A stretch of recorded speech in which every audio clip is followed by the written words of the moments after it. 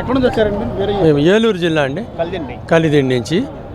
మీరు పవన్ కళ్యాణ్ గారి గురించి చెప్పారు. పవన్ కళ్యాణ్ గారి యొక్క సందేశం మేరకే ఈ తెలుగు ప్రజల్లో చాలా చైతన్యం వచ్చింది.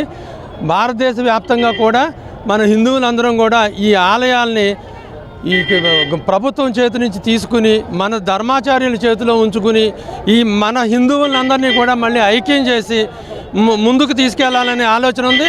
లక్షలాది మంది ఈ రోజున, ఇది కేవలం నాంది మాత్రమే, కోట్లాది మంది రోడ్ల మీదకి వచ్చి ఖచ్చితంగా మీరు అన్నట్టే మొత్తం ఆసేతు హిమాచలం కూడా మన దేవాలయాల్ని ఈ యొక్క అన్యమతస్థుల నుంచి విడగొట్టుకుని మన స్వయం పరిపత్తిలోకి తీసుకోవాలని హిందువులందరూ ఐక్యంగా ఉండాలని కోరుకుంటున్నాను. నేను అంబేద్కర్ కోనసీమ జిల్లా అమలాపురం పట్టణం నుంచి వచ్చామండి. మేము అందరూ ఇక్కడికి సభకు వచ్చాం.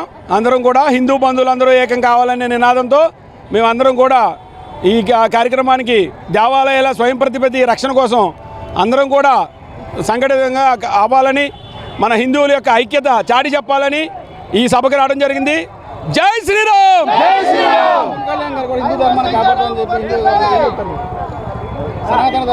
ఈరోజు సనాతన ధర్మాన్ని ఎవరైతే విస్మరిస్తారో వాళ్ళు గాల్లో కలిసిపోవడమే తప్ప ఈ సనాతన ధర్మాన్ని పాటించిన వ్యక్తులు ఎవరైనా, ఆచరించిన వ్యక్తులు, వాళ్ళ ఆచరణలో పెట్టిన వ్యక్తులు ఎవరైనా ఉన్నా కూడా హిందూ సమాజం వాళ్ళందరినీ కూడా బహిష్కరించారు తప్ప ఆస్వాదించదు. మాది సత్తనపల్లి మండలం, పల్నాడు డిస్టిక్ అండి, భీమవరం మాది.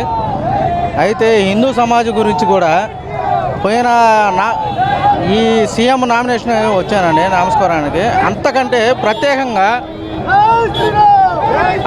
ప్రత్యేకంగా ఈ అభివృద్ధి అనేది జరిగిందండి. హిందూ మతం అనేది జయం అన్నట్టు చేసినట్టుగా చేశారండి. నమస్కరించి మోడీ గారికి ప్రత్యేకంగా ధన్యవాదాలండి.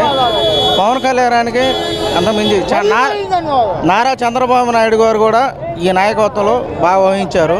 ఎన్నటికీ ఎట్లాగే జరగాలి, హిందూ మొత్తం వైకుంఠం మొత్తం కలగలపాలని కోరుకుంటున్నాను.